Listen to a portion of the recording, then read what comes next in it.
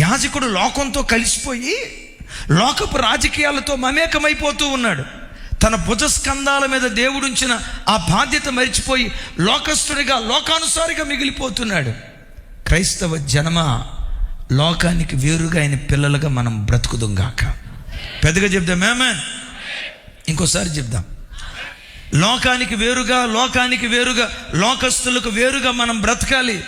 లోకస్తులు ఉన్నారు, పార్క్కి వెళ్దామా, పిక్నిక్కి వెళ్దామా, మాసప్ ట్యాంక్కి వెళ్దామా, ట్యాంక్ బండికి వెళ్దామా, లుంబిని పార్క్కి వెళ్దామా, సంజీయ పార్క్కి వెళ్దామా, ఎక్కడ టైం పాస్ చేద్దామా, ఏ టీవీ మీడియా దగ్గర గడుపుదామా, ఏ సోషల్ మీడియా దగ్గర గడుపుదామని వీటి దగ్గర లోకస్తులు గడుపుతారు.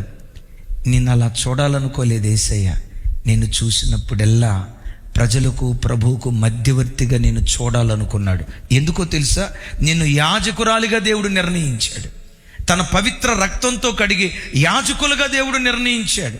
అయితే ఈ కడవరి దినాల్లో సంఘం ఏమైపోయిందో చెప్తాను. ఈ కడవరి దినాల్లో సంఘాలు పెరుగుతున్నాయి, సంఖ్య పెరుగుతుంది, బ్రాంచ్ మందిరాలు పెరుగుతున్నాయి.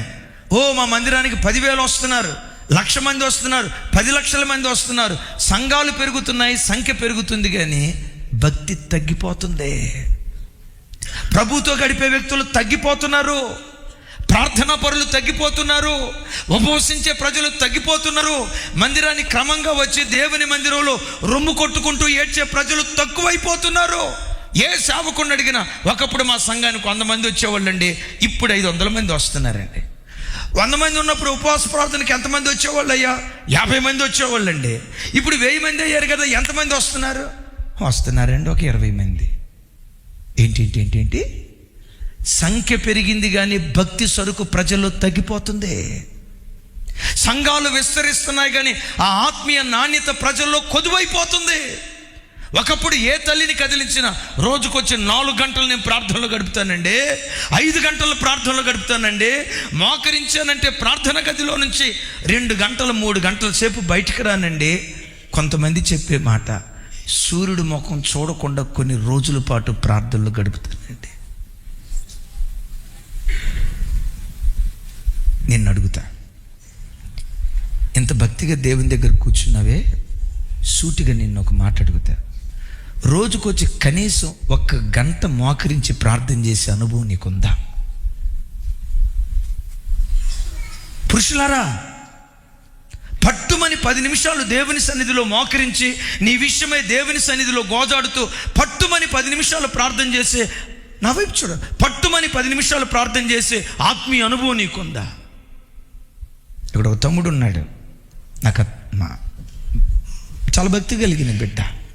ఆ తమ్ముడు ఒకరోజు చెప్తూ, అన్నయ్య ప్రతిరోజు నేను ప్రార్థించుకుంటా, ప్రతిరోజు ప్రార్థించుకొని రోజు నా బ్రతుకులో ఉండదు. నేను ప్రార్థన గదిలోకి వెళ్తే కనీసం 2 గంటల సేపు దేవునితో గడపకుండా ప్రార్థన గదిలో నుంచి నేను బయటికి రానన్నయ్య. తమ్ముడు నోవా, ప్రార్థన చేసుకోవటానికి వెళ్తే ఆ ప్రార్థన గదిలో నుంచి 2 గంటల సేపు ప్రభుతో గడపకుండా ప్రార్థన గదిలో నుంచి నేను రానన్నయ్యా, కావాలంటే చెల్లి శృతిని అడగండి అన్నాడు. తమ్ముడా, నీ మాట చెప్పే విధానంలోని స్వచ్ఛత కనపడుతుంది, చెల్లిని అడగాల్సిన అవసరం లేదు. నువ్వు చెప్తున్న మాట వింటున్నప్పుడు నా లోపట ఉన్న పరిశుద్ధాత్మ దేవుడు కూడా దీన్ని ఆమేనని సాక్ష్యం పలుకుతూ ఉన్నాడు. యాజకుడికి రాజకీయాలతో ఏం పని బాబు? నువ్వు యాజకుడివయ్యా, యాజకుడిగా నువ్వు చేయాల్సిన పని ఏంటి? వాళ్ళని కుర్చీ మీద నుంచి దించి వీళ్ళని కుర్చీ మీద కూర్చోబెట్టి వాళ్ళని రాజులుగా ఇదే నీ పని? కుట్రలో చేరాడు, కుతంత్రంలో చేరాడు. ఎంత దౌర్భాగ్యమైన స్థితిలో ఈరోజు సంఘం వెళ్తుందో చూడండి. ఈరోజు సంఘాలు విస్తరిస్తున్నాయి, సంఖ్య విస్తరిస్తుంది, జనాలు విస్తరిస్తున్నారు. ఆరాధన సమయాలు మార్పు చేసి, ఒకప్పుడు ఆదివారం 1 ఆరాధన జరిగితే ఇప్పుడు మా మందిరంలో 4 ఆరాధనలు జరుగుతున్నాయండి. మందిరం సరిపోవట్లేదండి, 10,000 మంది వస్తున్నారండి. ఈ 10,000 మందిలో ప్రార్థనా పరులు ఎంతమంది? పట్టుమని 10 నిమిషాలు కూడా మోకరించి ప్రార్థన చేయలేని భ్రష్ట యవ్వనతరం ఎంతమంది లేరు మందిరాల్లో? పట్టుమని 10 నిమిషాలు దేవుని సన్నిధిలో మోకరించి ఏడవలేని స్థితిలో ఉన్న ప్రజలు ఎంతమంది లేరు? ఏం తమ్ముడా ప్రార్థన చేసుకోలేదు? టైం లేదన్నా. 10 నిమిషాలు ప్రార్థన చేసుకోవడానికి నీకు టైం లేదా? రోజుకొచ్చి సెల్ ఫోన్తో ఎంతసేపు గడుపుతున్నావు? 3 గంటలన్నా, 4 గంటలన్నా. మంచమే వెళ్ళేటప్పుడు కూడా ఒకప్పుడు చాలామంది క్రైస్తవులు మంచం మీదకి వెళ్ళేటప్పుడు తలగడ పక్కన బైబిల్ పెట్టుకునేవాళ్ళు. ఇప్పుడు బైబిల్ బాయా? మీకెడ తెలుసు? మీరు కూడా బ్యాచ్లో ఉన్నారేమో చూడండి. ఆ తలగడ పక్కన సెల్ ఫోన్ పెట్టుకుంటే దాని సిగ్నల్స్ అట బ్రెయిన్ కంటే బ్రెయిన్ క్యాన్సర్ వస్తుందంట. కొంతమంది తలగడ పక్కనే సెల్ ఫోన్ పెట్టుకుంటారు. ఒకప్పుడు బైబిల్ పెట్టుకునేవాళ్ళు. ఎందుకో తెలుసా? లేవటంతో నా కళ్ళు మొట్టమొదట దేవుని వాక్యాన్ని చూడాలి, నా కళ్ళు దేవుని వాక్యాన్ని చదవాలి, ఆ ఆశతో బైబిల్ పక్కన పెట్టుకునేవాళ్ళు. ఈరోజు చూడండి, ప్రభు నమ్ముకున్న తర్వాత ఆస్తిపరులు అయిపోయారు. ఆస్తి పెరిగింది, భక్తి తగ్గింది. డబ్బు పెరిగింది, పవిత్రత తగ్గిపోయింది. అంతస్తులు పెరిగాయి, హోదా పెరిగాయి. ఒకప్పుడు నీ జీతం ఎంతయ్యా? 15,000. ఇప్పుడు ఎంతయ్యా నీ జీతం? 2 లక్షల రూపాయలు. 15,000 రూపాయల జీతం వచ్చినప్పుడు మందిరానికి వెళ్ళావా? వెళ్ళకపోవటం ఏంటి సార్? ఆదివారం వెళ్ళా, బుధవారం బైబిల్ స్టడీకి వెళ్ళా, శనివారం ఉపవాస ప్రార్థనకి వెళ్ళా. మరి ఇప్పుడు 2 లక్షలు అయిన తర్వాత మందిరానికి క్రమంగా వెళ్తున్నావా? ఎందుకు వెళ్ళట్లేదు సార్? ఆదివారం తప్పకుండా మందిరానికి వెళ్తున్నా, బుధవారం శనివారం ఎక్కడ సార్? Busy life sir. సంఘానికి డబ్బు పెరిగింది, భక్తి తగ్గిపోతుంది. సంఖ్య పెరుగుతుంది, ఆ ఆత్మీయ నాణ్యత క్షీణించిపోతుంది. ఎందుకో తెలుసా? సమయం లేక కాదు. స్నేహం చేయాల్సిన దేవునితో స్నేహం చేయకుండా, స్నేహం చేయకూడని వాటితో క్రైస్తవ సంఘం స్నేహం చేస్తుంది. దీని గురించి యాకోబు భక్తుడు వేదనతో ఓ భయంకరమైన మాట అంటాడు. ఆ మాట చదువుకోవటానికి ఇబ్బందిగా ఉంటుంది, అయినా రాయబడింది, చదువుదాం. యాకోబు పత్రిక 4వ అధ్యాయం 4వ వచనం.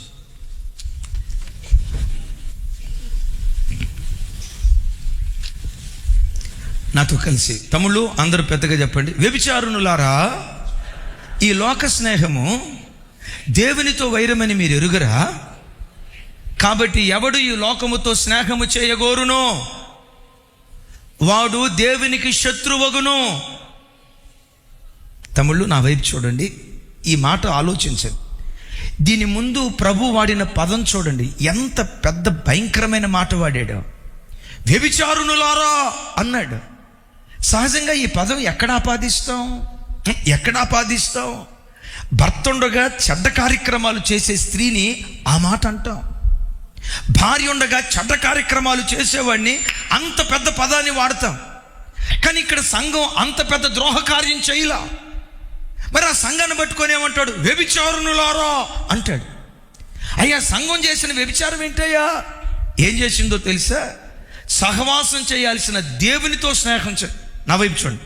సహవాసం చేయాల్సిన దేవునితో సహవాసం చేయకుండా మన సహవాసం అయితే తండ్రితోనూ కుమారునితోనూ ఆయన పంపిన పరిశుద్ధాత్మతో సహవాసము చేయటానికి మనం పిలువబడ్డాం. దేవుడు ఎందుకు పిలిచాడు? తండ్రి అయిన దేవునితో సహవాసం చేయటానికి. దేవుడు మనల్ని ఎందుకు పిలిచాడు? ఆయన కుమారుడైన యేసుక్రీస్తుతో సహవాసం చేయటానికి. దేవుడు మనల్ని ఎందుకు పిలిచాడు? పరిశుద్ధాత్మతో సహవాసం చేయటానికి. ఎందుకు పిలిచాడు అంటే వాక్యంతో స్నేహం చేయటానికి దేవుడు నిన్ను పిలిచాడు. దేవునితో స్నేహం చేయమని దేవుడు పిలిస్తే ఈ వ్యక్తి ఏం చేస్తున్నాడు తెలుసా? లోకస్తులతో స్నేహం చేస్తున్నాడు. ఆకతో ఈ అక్కతో స్నేహం చేసి కూర్చొని ముచ్చట్లకు కూర్చొని 3 గంటల సేపు పోసుకోలే మాటలన్నీ మాట్లాడి, సిస్టరు అప్పుడే 3 అయిపోయింది, 3 గంటలు దాటిపోయింది, చిన్న ప్రార్థన చేసుకుందాం లేదు సిస్టరు, మనం ఎక్కువసేపు ప్రార్థన చేసుకుందాం అనుకున్నాం కానీ ఈరోజు కుదరలేదులే అని వీళ్ళు కళ్ళు మూసుకొని ఏమని ప్రార్థన చేస్తారో తెలుసా? దేవా, విస్తారమైన మాటల్లో దోషం ఉండక మానదని నువ్వు సెలవిచ్చావు కదా, మేము తెలిసి తెలియక ఏమైనా దోషం మాట్లాడితే నువ్వు క్షమించు నాయనా, యేసు నామములో అడుగుతున్నావు తండ్రి.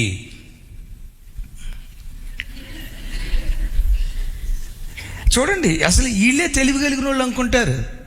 తెలిసి తెలియక ఏవైనా మాట్లాడితే, అంటే తెలిసి తెలియకుండా మాట్లాడావు, నువ్వేమైనా అమాయకురాలివా, అమాయకుడువా? దేవుడు అనుకుంటాడు, ఒరే యాక్టరా, ఏమిరా ఈ ప్రార్థన, రాజశేఖరయ్య గారు అయితే బాగా చెప్తాడు దీని గురించిక. ఒరే యాక్టర్, తెలిసి తెలియక వినండి. కొందరు ముచ్చట్లనే లోక స్నేహంలో పడిపోయారు. నా దేవుడు ముచ్చట్లనే లోక స్నేహంలో పడిపోయిన వాడిని గురించి, వ్యభిచారునులారా, మీరు అదే పద్ధతిలో లోకంతో స్నేహం చేయటంలో కొనసాగితే తర్వాత మీరు దేవునికి ఎంత పెద్ద మాట అక్క, ఏమవుతారట? మనం బాప్తిస్మం తీసుకుంది యేసయ్యకి మిత్రులు కావాలన్నా శత్రువులు కావాలన్నా, యేసయ్యను హత్తుకొని బ్రతకాలన్నా యేసయ్యకి విరోధులుగా మారాలన్నా? అయ్యో, యేసయ్యకి మనం విరోధులు అవటం ఏంటండి? మనసులో కూడా ఆలోచన లేదుగా. అయ్యో, దేవునికి మనం విరోధులం అవటం ఏంటండి? నీ మనస్సులో లేకపోవచ్చు. నీ స్నేహం సరైనది కాకపోతే ఈ సెల్ ఫోన్తో 24 గంటలు నువ్వు స్నేహం చేయి, సోషల్ మీడియాతో 24 గంటలు నువ్వు స్నేహం చేస్తే, వార్తాపత్రికల దగ్గర, టీవీ మీడియా దగ్గర 24 గంటలు నువ్వు స్నేహం చేయటం ప్రారంభిస్తే ఒకానొక రోజు దేవునికి శత్రువు అవుతావు. ఈ ప్రార్థన, ఈ విశ్వాసం, ఈ ఉపవాసం, ఈ పరిశుద్ధత, ఈ దైవికమైన అంతస్తు ఇదంతా కోల్పోయి ఒక భ్రష్టమైన వ్యక్తిగా మనం మిగిలిపోయే ప్రమాదం ఉంది. తమ్ముడు, ఈరోజు ప్రతి వ్యక్తి దేని కొరకు ప్రార్థన చేసుకోవాలో తెలుసా? నేనే ఒక తమ్ముడు వచ్చి అన్నాడు, అన్నయ్య, ఈ శుద్ధీకరణ కోటాల్లో ఒక్క దాని మీద జయం దేవుడు నాకు ఇవ్వాలని 3 రోజుల నుంచి ఉపవాసం ఉన్నాను అన్నయ్య అన్నాడు.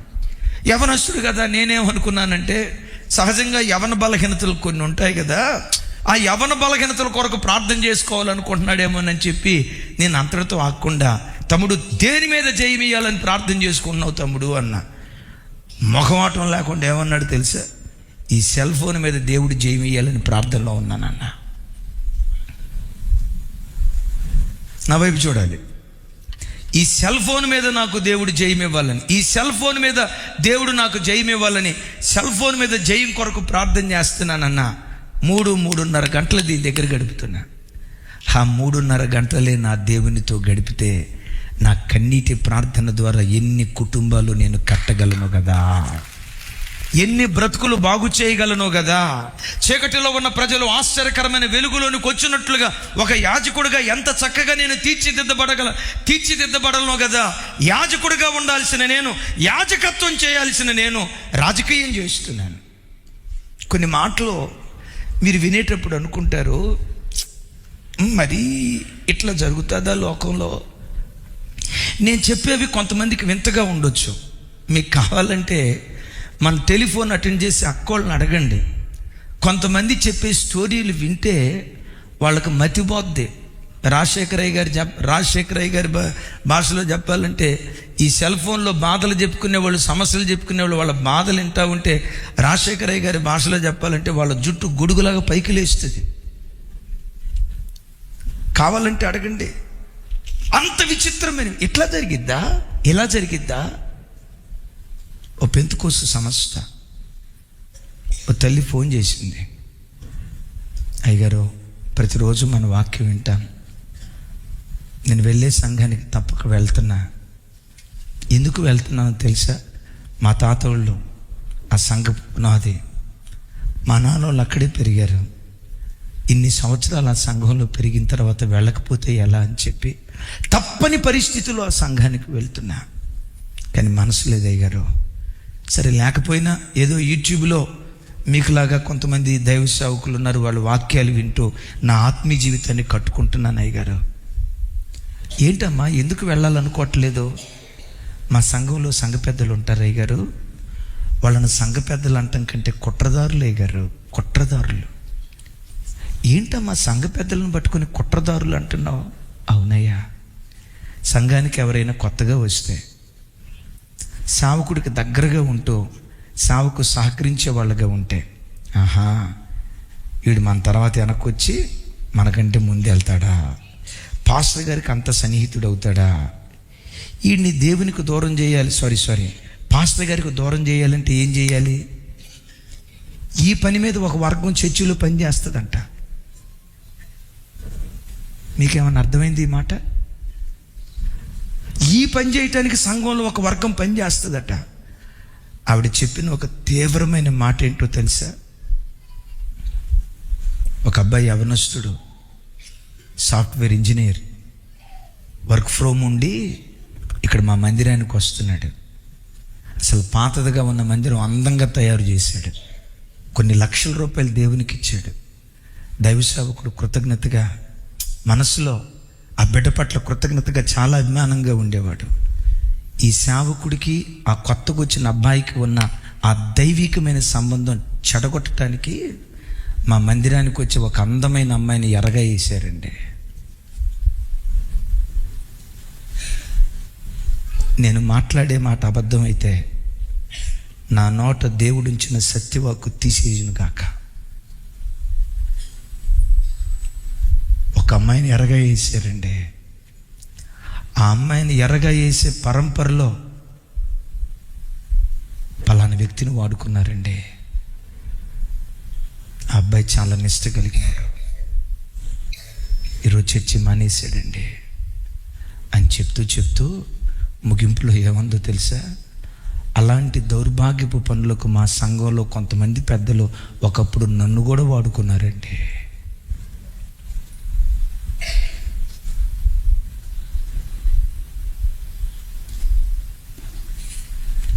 మా సంఘంలో ఇట్లా జరుగుతాయా? మా సంఘంలో జరిగిందండి. నేను కూడా అలాంటి దరిద్రపు కార్యక్రమాలు కొన్నిసార్లు చేశానండి. ఎంత ప్రస్తుత స్థితికి దిగజారిపోయిందండి. నువ్వు యాజకురాలివి. నా దేవుడు నిన్ను చూసినప్పుడల్లా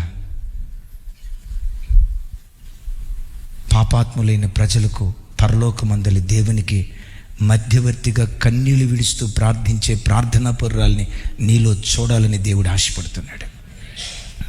అపోస్తలుడైన పౌలు వారు తిమోతి కొత్తలో రాస్తూ ఇలా అంటాడు, తిమోతి, నువ్వు నాకు జ్ఞాపకం వచ్చినప్పుడల్లా నీ కన్నీళ్లు నాకు గుర్తొస్తున్నాయి. నా వైపు చూస్తున్నారా? తిమోతి, నువ్వు నాకు గుర్తొచ్చినప్పుడల్లా, తిమోతి అనే పేరు నాకు గుర్తొచ్చినప్పుడల్లా, నువ్వు ప్రార్థన చేసేటప్పుడు కన్నీళ్ళు విడుస్తావే, నీ కన్నీళ్ళు నాకు గుర్తొస్తున్నాయి తిమోతి.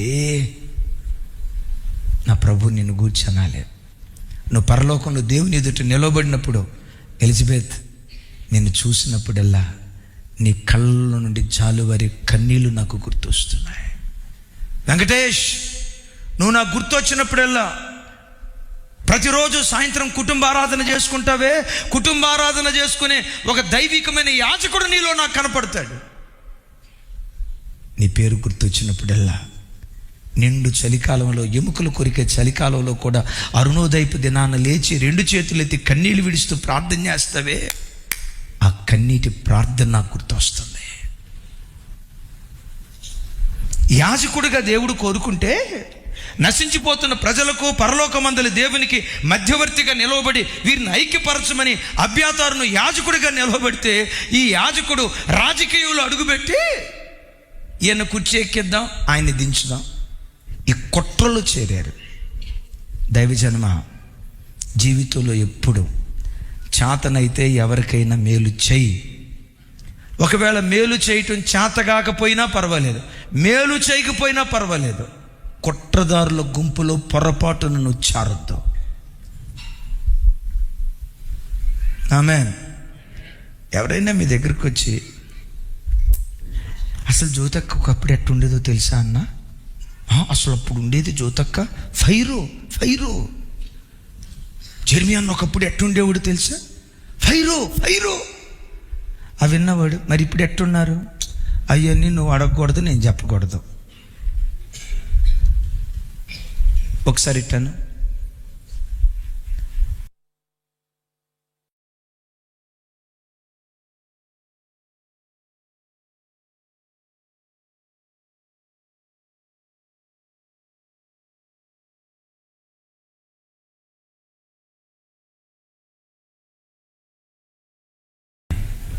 ఇంకా కోట్ల కొలది ప్రజలు మందిరానికి రావాలి. నశించిపోతున్న కోటాను కోట్ల మంది ప్రజలు దేవుని వాక్యమని పరలోక రాజ్యం కొరకు ఆయత్తపడాలి. వ్యవస్థను కట్టే పనిలో నేను పాలిభాగస్తుని కావాలని, యాజకత్వంలో మనం పాలిభాగస్తులం కావాలి, కానీ రాజకీయాలలో పాలిభాగస్తులం కాకూడదు. సొలొమోను రాజు అయ్యాడు, దయాదాక్షిణ్యం లేకుండా కనికరం లేకుండా నిర్దాక్షిణంగా ఒక్కొక్కరిని ఏరిపారేయటం ప్రారంభించాడు. ఈ సంవత్సరాంతపు దినాలలో ఆ గుణాలను మనం ఏరిపారవేయుదుంగాక, అహాన్ని ఏరిపారవేయుదుంగాక. పెద్దగా చెప్దాం ఆమేన్. అపవిత్రతను ఏరిపారవేయుదుంగాక. యాజకులుగా ఉండాల్సిన మనం యాజకులుగానే బ్రతుకుదుంగాక. ఎప్పుడు లోకంతో స్నేహం చేయకుండా ప్రభువుతో స్నేహం చేసే ఆయన స్నేహితులుగా బ్రతుకుదుముగాక. మూడవది, ఈ తర్వాత ఎవరి దగ్గరకు వచ్చాడో తెలుసా? చూడండి అన్నమాట. రాజుల మొదటి గ్రంథం 2వ అధ్యాయం 32వ వచనం.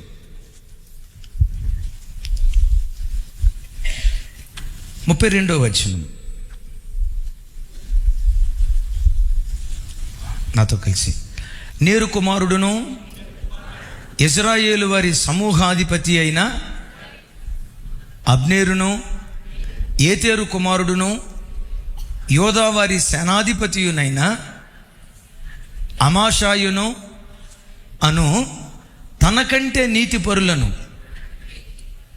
యోగ్యులనగు ఈ ఇద్దరిని ఆ మనుషుల మీద పడి, యోవాబు నా తండ్రి అయిన దావీదు ఎరగకుండా కత్తి చేత వానిని చంపివేసెను గనుక అతడు దారపోసిన రక్తము యెహోవా అతని తల మీదకే రప్పించును.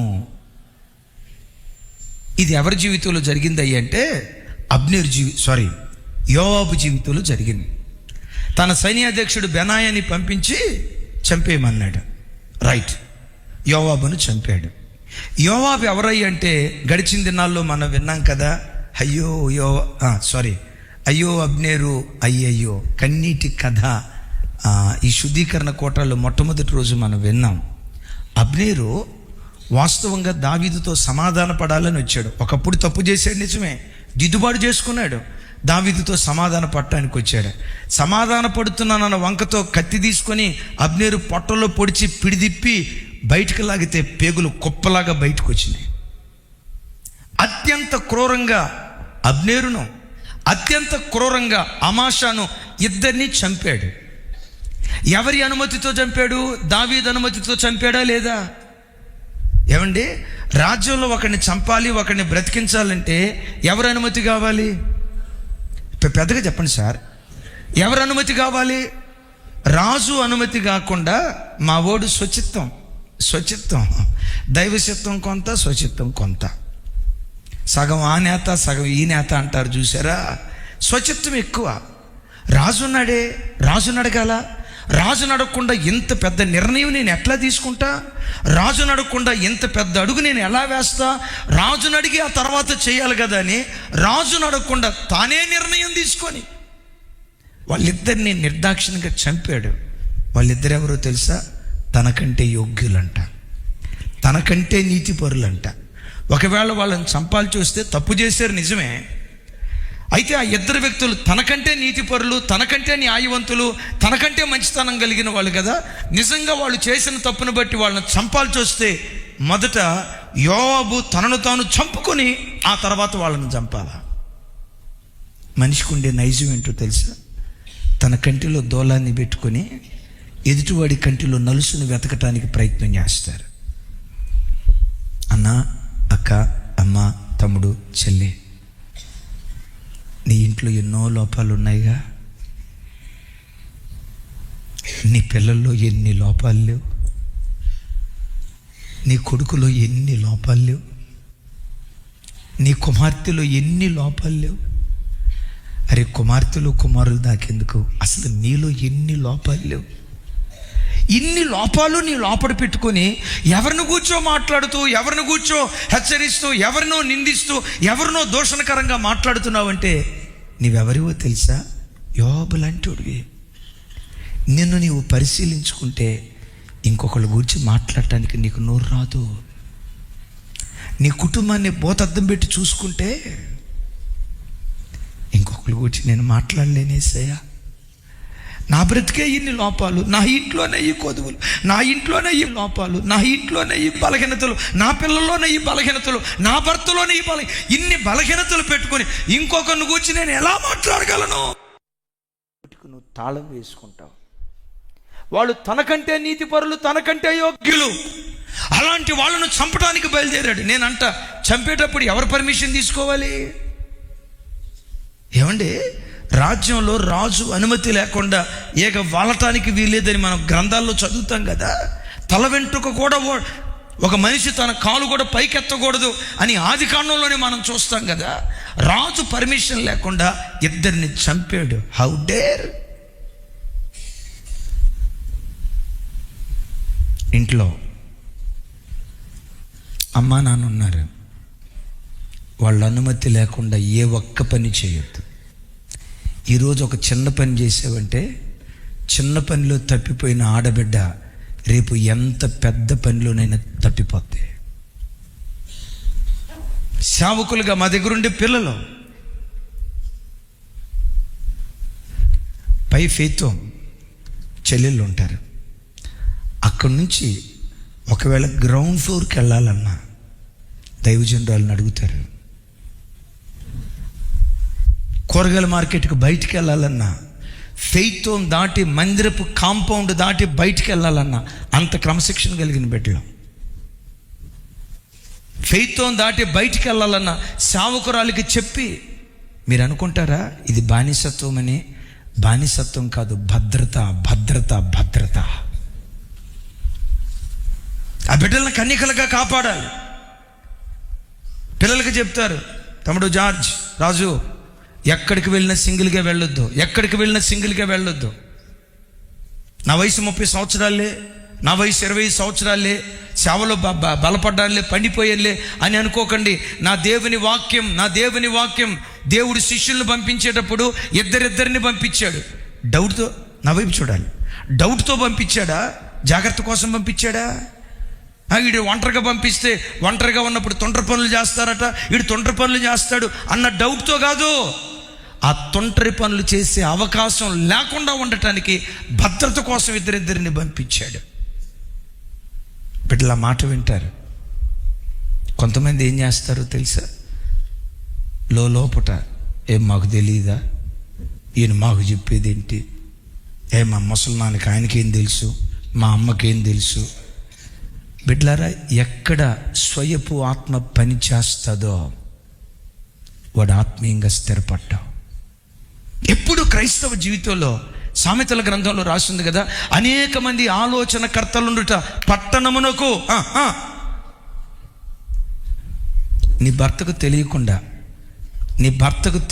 నువ్వు సెల్ ఫోన్ కొని సెల్ ఫోన్ చాటును నువ్వు వాడుతున్నావు అంటే యోవాబు ఆత్మ నీ మీద ఉంది. నీ భర్తకు తెలియకుండా ఫోన్ నీ చేతిలో ఉందిలని ఎవరెవరికో నువ్వు డబ్బులు పంపిస్తున్నావంటే, భార్యకు తెలియకుండా ఇంకొక పర్సనల్ నంబర్ నీ లైఫ్లో నువ్వు మెయింటైన్ చేస్తున్నావంటే యోవాబు ఆత్మ నీ మీద ఉంది. జనాలు కనపడేటప్పుడేమో డొక్కు ఫోన్ చూపిస్తారు. ఆ డొక్కు ఫోన్ కాకుండా స్మార్ట్ ఫోన్ ఒకటి 1,50,000 రూపాయలు, అది ఎవరికి చూపించడు. తండ్రికి తెలియదు, తల్లికి తెలియదు. ఇది ఎవరాత్మో తెలుసా? దావీదు ఎరగకుండానే వాళ్ళిద్దరిని చంపించాడు. ఎప్పుడు జీవితంలో ఒక నాయకత్వం క్రింద బ్రతకటానికి మించిన ఆశీర్వాదం ఇంకోటి ఏది లేదు. నా మాట మీకు అర్థమైందా? ఒక నాయకత్వం క్రింద, ఒక మంచి నాయకత్వం కింద, ఒక మంచి తండ్రి సంరక్షణలో, ఓ మంచి తల్లి సంరక్షణలో, ఓ మంచి కాపరి సంరక్షణలో, బాధ్యత కలిగిన భర్త పర్యవేక్షణలో ఒక స్త్రీ బ్రతకటం, పిల్లలు బ్రతకటం, సంఘం బ్రతకటం, విశ్వాసులు బ్రతకటం, అది సంఘానికి క్షేమం. జార్జి అని చెప్పారు కదా, అబ్రహాము కుటుంబాన్ని గురించి నీకు ఇష్టం వచ్చినట్టు చేయిపో అన్నాడట శారమ్మని. నాకు అసలు కదిలిపోయింది ఆ రోజు. మేము విశ్వాస వీరులు అని అనుకుంటే, విశ్వాస వీరులు నా వైపు చూడండి, అబ్రహాం అయ్యి అంటంతో విశ్వాస వీరుడు, నో డౌట్. శారమ్మ విశ్వాస వీరురాలు. ఆ విశ్వాస వీరురాలు నోటి నుంచి వచ్చిన మాట ఏంటో తెలుసా? నా నాకు ఏడవాలో నవ్వాలో అర్థం కాలేదురా తెల్లే. నా ఉసురు నీకు తగులును గాక. మీరు ఎట్టా చూస్తున్నారంటే అనయ్య, మీరు దానికే షాక్ అయ్యారంటే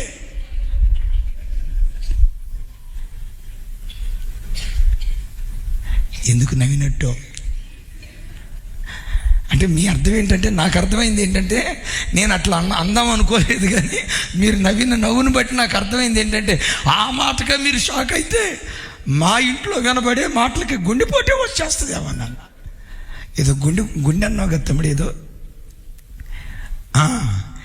ఎవడో తమ్ముడు గుండీ పెట్టుకోకుండా వచ్చాడట.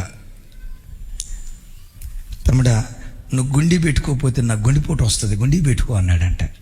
ఇప్పుడు మీరు అందరూ ఎక్కడ చూస్తున్నారంటే, నా ఉసురు నీకు తగులును కాక అనే మాట చాలా చిన్న మాట అన్నా. మా ఇంట్లో అది నార్మల్ అన్నా, నార్మల్. అసలు ఆటలో పిహెచ్డి చేసిన అక్కోళ్ళు కొంతమంది ఉండొచ్చు. ఏది బూతులాడే మాటలు, విశ్వాసుల నోట రాకూడని అబ్బో అపవిత్రమైన మాటలు ఎవరైనా ఉన్నారా? భక్తిలో నువ్వు స్థిరపడాలంటే దుస్తులను కాదు, కానీ నువ్వు తొలగించాల్సింది దుస్తత్వాన్ని నువ్వు తొలగించాలి.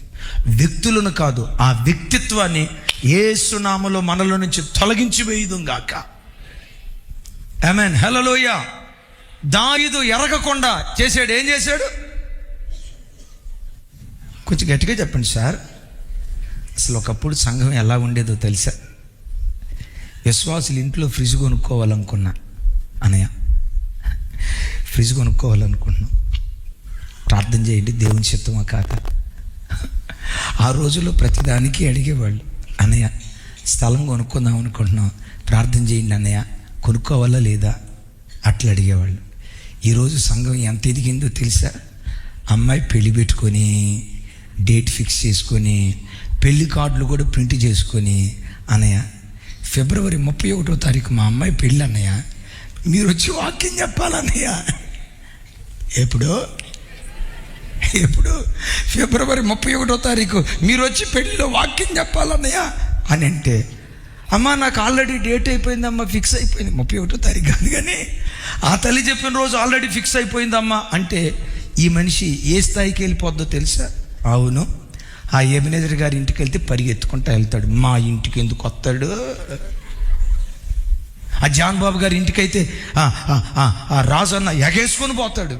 లోక భాష. కొంతమంది చూడండి, ఇక స్టేజీ దిగారంటే అమ్మమ్మమ్మమ్మ యేసు నాయన, ఇంకేమి చెప్పుదును. ఆ జాన్ బాబు గారు ఇంటికైతే ఎగేసుకొని పోతాడు. మా ఇళ్ళకి వస్తారా? మాలాంటి పేదోళ్ళు వాళ్ళకి కనపడరులేండి. ఇప్పుడు మారిపోయారు, నిజంగా చాలా మారేవరా తల్లి. ఎంత మారేమో చెప్పమంటారా? ఒకప్పుడు మిమ్మల్ని ప్రేమించిన దానికంటే మించిన ప్రేమ ఈరోజు మా గుండెల్లో దేవుడు కుమ్మరించాడు. సంఘం పట్ల కృతజ్ఞత, విశ్వాసుల పట్ల బాధ్యత, ఒక్కొక్క కుటుంబాన్ని ప్రేమించే కోణంలో మేము సావుకొచ్చిన ప్రారంభ దినాల్లో మిమ్మల్ని ప్రేమించిన విధానం వేరు.